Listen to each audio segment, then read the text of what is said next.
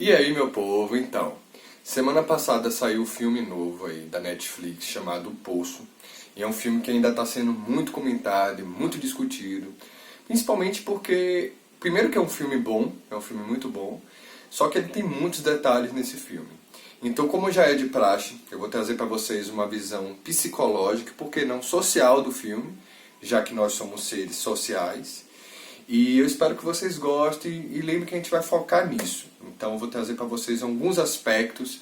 Eu não vou falar muito sobre o filme, né, sobre algumas discussões relacionadas à referência do filme. Eu vou trazer para vocês algumas coisas pontuais, mas o nosso foco aqui é uma discussão, uma leitura psicológica sobre o filme como um todo e sobre algumas partes específicas.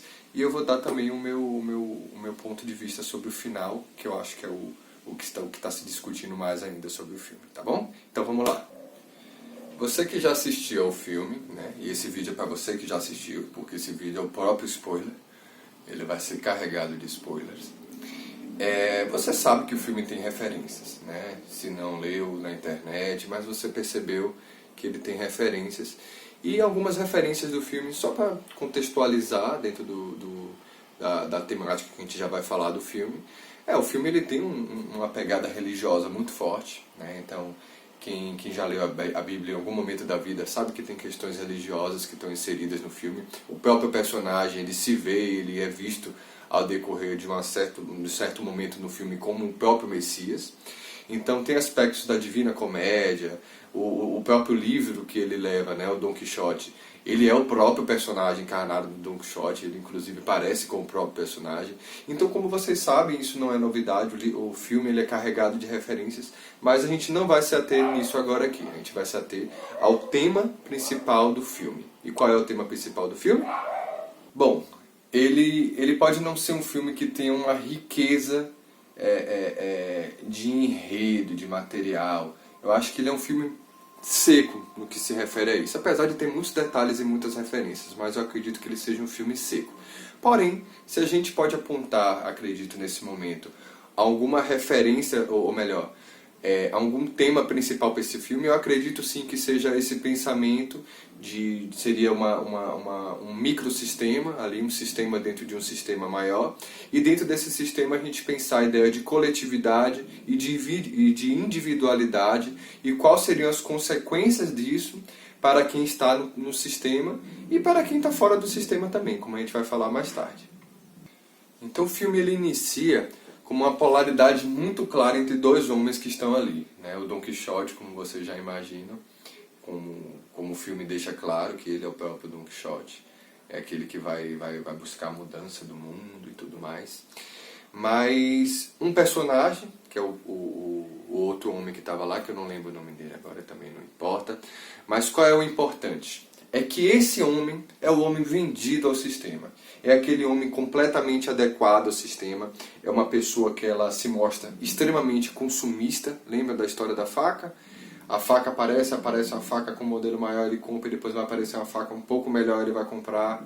Lembra dos iPhones, dos aparelhos de tecnologia? É exatamente isso. São metáforas muito, muito diretas com relação a isso. Mas então, ele é uma pessoa extremamente consumista, ele é uma pessoa que não demonstra empatia pelas outras pessoas que estão ali. Então ele cospe, ele vomita, ele chuta, ele escarneia o alimento quando ele desce. E ele justifica, não, quem está embaixo é pior e quem está em cima é melhor. Então essa é aquela justificativa social que a gente já sabe como é que funciona, né? E que o filme deixa isso muito, muito claro pra gente, muito cru. Né? Isso é vendido de uma forma muito, muito cruel, né? Muito seca, porque o filme ele tem uma densidade muito seca mesmo.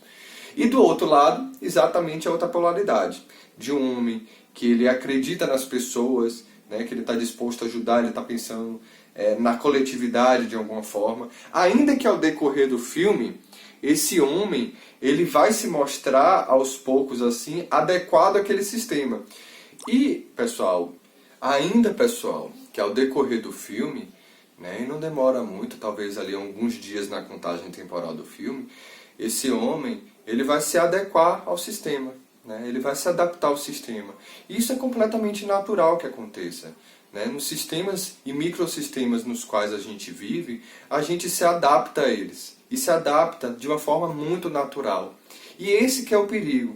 Porque essa adaptação de uma forma natural, e ela acontece porque ela é natural, nós vamos aos poucos perdendo o nosso feeling de empatia também, mas de olhar e pensar e criticar a realidade em que a gente vive. Então, quantas pessoas, por exemplo, só um adendo, quantas pessoas, por exemplo, passam nas ruas, né, veem moradores de rua no meio do chão, né, largados, a gente passa, a gente atravessa em cima deles, e são realidades que muitas pessoas nem percebem, nem sequer percebem. Né? Então, acho que é um pouco disso que a gente está falando aqui.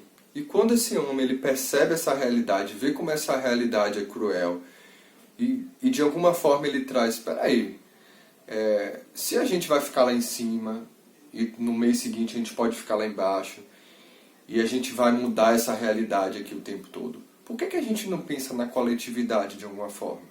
E como é que ele é taxado pelo homem? Você é comunista? Então repare que até a crítica que o filme traz a isso que é uma realidade extremamente atual que a gente está vivendo, né? Que como o sistema do comunismo é relacionado a um viver pensando no outro, né? Pensando na comunidade, pensando na coletividade que a gente vive, e que são coisas completamente diferentes, né? Mas o filme ele já tem ali um toque malicioso de crítica com relação a isso. Tem um aspecto, pessoal, que eu achei muito interessante no filme, que é a sonorização do filme. O filme, durante quase todo o filme, inclusive, tem uma sonorização assim, como se fosse uma espécie de tempo que está passando rápido. Tem, tem, tem, tem, tem, tem, tem. E o tempo vai passando rápido e a comida vai descendo e os dias vão passando. E eles sabem que depois de um mês eles vão parar no outro andar em que tudo pode acontecer nesse outro andar. Né? Pode ser mais baixo, pode ser intermediário, pode ser mais alto. Só que qual é a questão interessante nisso? Com o passar desse tempo, né, que é rápido, a necessidade primária que está sendo em jogo ali é o comer, é o se alimentar. E é a primeira coisa que quando o nosso Don Quixote ele aparece lá, o cara fala para ele, não, o que a gente tem que pensar aqui é comer, é comer, é comer, é comer. E ao mesmo tempo esse tempo ele vai passando rápido, rápido, rápido. E tem um outro momento interessante que eu lembro do filme, quando ele fala, aparece uma discussão no sentido de que então as pessoas que estão nos andares de cima, nos níveis de cima, que se alimentam, obviamente, mais do que as que estão no nível de baixo, elas não têm problema algum, já que elas se alimentam bem, e aí o personagem fala, o homem fala para ele no filme, que geralmente quem está nesses andares de cima, mais próximos, tende a suicidar mais do que quem está nos andares de baixo. E por que será que isso acontece? Se eu atendi a minha necessidade primária, que parece ser a única necessidade do sistema, eu posso ter o pensamento crítico sobre esse sistema no qual eu estou inserido, eu posso refletir sobre ele, e diante disso, diante desse sofrimento que é estar naquele lugar ali, eu talvez não aguente e opte pelo suicídio como uma saída daquilo ali, já que eu não me vejo na possibilidade de talvez mudar isso, né? Como eles vão chamar mais tarde de uma mudança espontânea. E aí a gente tem o primeiro gesto de amor do filme, né? O primeiro gesto talvez aí de grande empatia, que é quando a moça, a oriental, ela desce na mesa, o personagem mais velho está ali comendo, né, que é o que importa para ele, e o outro fica fica paralisado naquela situação, falando assim, como assim? Né? O que está acontecendo com essa mulher que está descendo toda suja, toda cortada? Ela está mal, ela precisa de ajuda. Então esse é o primeiro grande gesto de empatia e de amor, e que o que a gente vai falar mais tarde, o que eu vou falar para vocês mais tarde, que acredito eu que seja essa a grande mensagem que esse filme está trazendo. e que ela depois devolve esse gesto de amor, né? Por mais que seja uma cena que possa parecer bem bizarra, e eu acredito que em algum nível ela seja bizarra, quando ela alimenta ele com as partes do cara que morreu. Para ele é a primeira vez que ele está se alimentando de um corpo humano, né? Então ela de alguma forma ela percebe aquilo, então ela tem empatia de perceber aquilo e ajuda ele para que ele não morra de fome, porque provavelmente se ela não fizesse isso ele iria morrer de fome. Então esse aí talvez seja aí o segundo grande gesto de amor e de empatia que o filme mostra pra gente. Então, para não perder o feeling com relação a isso, temos aí uma prática de antropofagia, digamos assim. É um momento do filme que, infelizmente, não tem como sobreviver naquele sistema, né, sem que adote-se alguma medida extrema. E claro, pessoal, isso é muito importante que fique claro. Essa medida extrema, ela é uma medida consciente, né, e é uma medida de responsabilização do sujeito. Então o sujeito está optando e está desejando por fazer isso, né? Ninguém está sendo obrigado a comer o outro, literalmente, né? Já que estamos falando de antropofagia. E tem até um simbolismo, né, que vocês podem observar no filme, e isso vai, né, talvez aspectos de alucinação que ele tenha depois, com a conversa com o homem, depois que o homem morreu, e ele se alimentou do homem. E há um claro simbolismo aí, né, de que, inclusive, faz parte do conceito da antropofagia. Então, quando você se alimenta de alguém, esse alguém passa a fazer parte de você. Então, o homem ele começa a dialogar com ele diante disso. E aí tem uma parte que eu acho muito interessante, que o Göring, né, o personagem principal, ele olha para o homem, para o mais velho, e fala que uma coisa fique muito clara aqui. Eu sei e eu responsabilizo você pelo que está acontecendo. E por que é interessante essa parte? Porque o sujeito que está inserido nesse sistema, nesse microsistema, como a gente falou ali no início do vídeo, ele não se responsabiliza pelo sistema. Ele se vê como uma parte do sistema em que ele é apenas a continuidade disso. Ele não é um ator de mudança diante daquilo. Aí ele fala, olha, se eu estou te comendo, é por conta daqueles que estão lá em cima que não estão me dando comida. Então, eu não estou te comendo aqui porque eu quero. Né? Então, ele não se responsabiliza enquanto sujeito. Esse é um aspecto muito interessante da gente guardar aqui nesse vídeo. Tem algo muito legal, gente, que eu quero fazer um adendo, assim, que é sobre o ato de comer, que é o que o filme traz, né, repentinas vezes, sobre esse ato de comer. E o que tem sobre esse ato de comer que eu acho muito legal? Né? O Peirce ele traz uma visão sobre o ato de comer, que é o seguinte: quando acontecem as primeiras introjeções, e o que são as introjeções? São aquelas questões que a gente guarda e a gente não elabora elas ficam introjetadas. Então o sujeito ele acaba não dando voz para elas e constrói crenças e muitas questões neuróticas surgem a partir disso, né? Por conta das introjeções que estão guardadas, e isso acontece bem na primeira infância, já desde esse período isso acontece. E é também quando o indivíduo ele começa a comer. Então qual é a metáfora disso? Eu me alimento, né? E quanto mais eu não faço a digestão desse alimento, então eu não faço a deglutição, então eu não mastigo, esse alimento ele vai inteiro para dentro. Então, o que é o simbolismo da introjeção? É exatamente isso. Eu engulo aquilo que é me trazido de forma inteira. Então eu não avalio, eu não pondero, eu não questiono aquilo que está sendo colocado. Aquilo é apenas guardado como uma verdade dentro de mim. Então aquele alimento ele entra inteiro. E qual é o processo que está no filme agora? O que mostra durante o filme, né? Que os intervalos de alimentação, quando a plataforma desce, são muito curtos. Eles engolem a comida, então eles estão absorvendo aquele sistema ali, e como aquele sistema funciona, o microsistema, de uma forma a não questionar, né? De uma forma inteira. Eles engolem aquela verdade, e aquilo fica neles, e eles vivem com aquilo, a cada mês mudando, e permanece daquele jeito. E aí a gente tem uma fala do filme que é muito legal. Abre aspas. Mudança nunca é espontânea. E talvez por isso você esteja aqui. Então, o filme não deixa 100% claro o porquê do Goring, o personagem principal, ter escolhido estar ali dentro, né? Mas há claros indícios que é pelo fato dele fumar. Então ele está desejando estar ali para parar de fumar. É uma tentativa de parar de fumar. E aí, essa fala é dita para ele, né?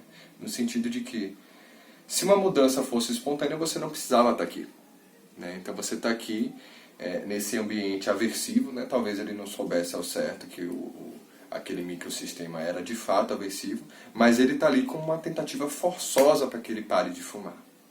E é muito legal quando a gente fala de mudança, gente, porque mudar é digamos assim, o norte de um processo terapêutico, né? É o que a maioria dos sujeitos eles desejam quando eles entram em terapia.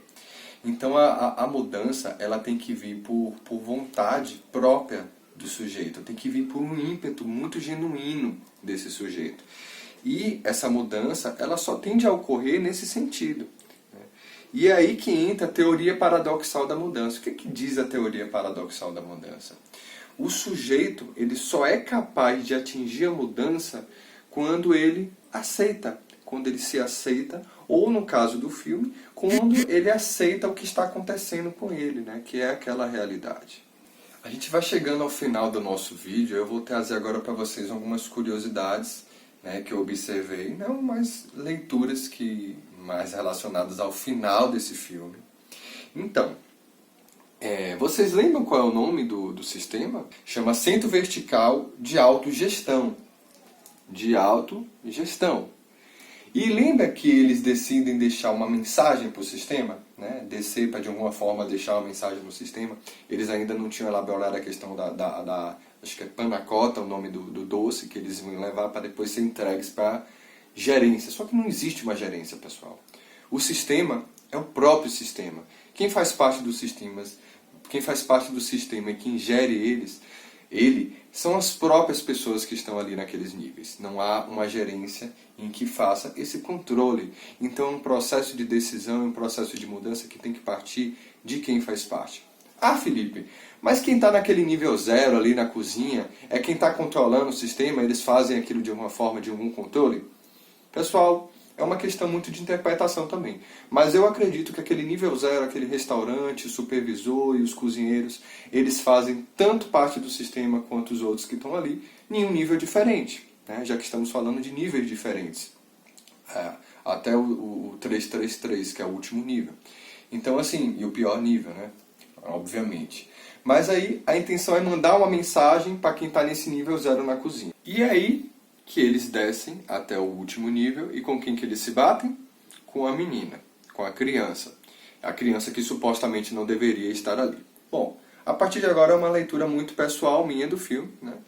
Acredito que vão ter vários pontos de divergência sobre isso e é perfeitamente natural, porque eu acredito que a intenção do filme também seja essa. Para mim, aquela menina ela não existe enquanto realidade material ali, né? Pouco importa também se aquela menina é produto de uma alucinação que é criada, até porque, eu esqueci de falar para vocês, mas o personagem, ele alucina durante o filme, e isso é perfeitamente natural que aconteça, até porque eles estão ali privados de alimentação, e tudo isso que influencia. E o próprio Don Quixote, ele alucina, então assim, são referências meio diretas com relação a isso. Ela surge, aquela personagem, e a moça que trabalhava diz isso para ele. Então assim, ela surge sozinha, não tem pais, não tem filhos, ela entra sozinha, né? Ela é uma pessoa a princípio comum. Só que, qual é o objeto que ela leva? Ela leva um ukulele, alegando que ela, tocando o ukulele, ela seria a Marilyn Monroe no filme. Ou melhor, seria a Marilyn Monroe no sistema. Então é uma coisa que nos soa um pouco absurda. Então eu levanto aí duas hipóteses diante disso. Ou a moça, ela é de fato completamente excêntrica, né, uma pessoa à frente do seu tempo, ou ela de fato sofre com algumas questões, né, principalmente, e provavelmente seria uma pessoa aí psicótica, né, uma pessoa que não está num estado muito claro de consciência, está num outro nível. E por conta disso ela não teria filho, então portanto não haveria crianças ali. Então voltando, aquela criança, né, ela seria uma mensagem, uma metáfora para alguma coisa. E aí eu vou deixar vocês livres para acreditar no que desejarem mesmo, acredito que seja de livre interpretação, mas acredito que seja para deixar a própria mensagem que o filme passa, que é o quê? Um pensamento mais empático, né? O amor, né, pelas outras pessoas. O que acontece quando eles chegam até a criança e veem a criança? Qual é a decisão que eles tomam?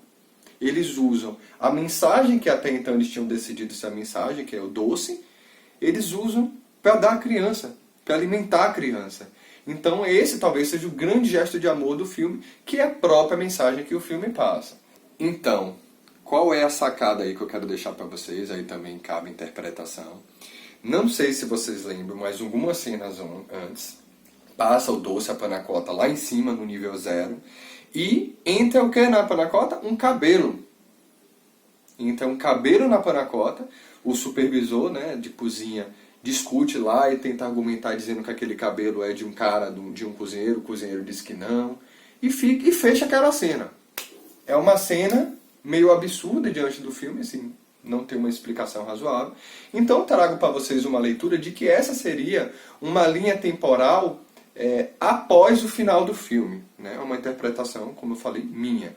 Então, provavelmente, esse doce e esse cabelo no doce seja a mensagem que chegou lá em cima e que eles viram. Ah, Felipe, o que é que a gente vai fazer com esse dado agora?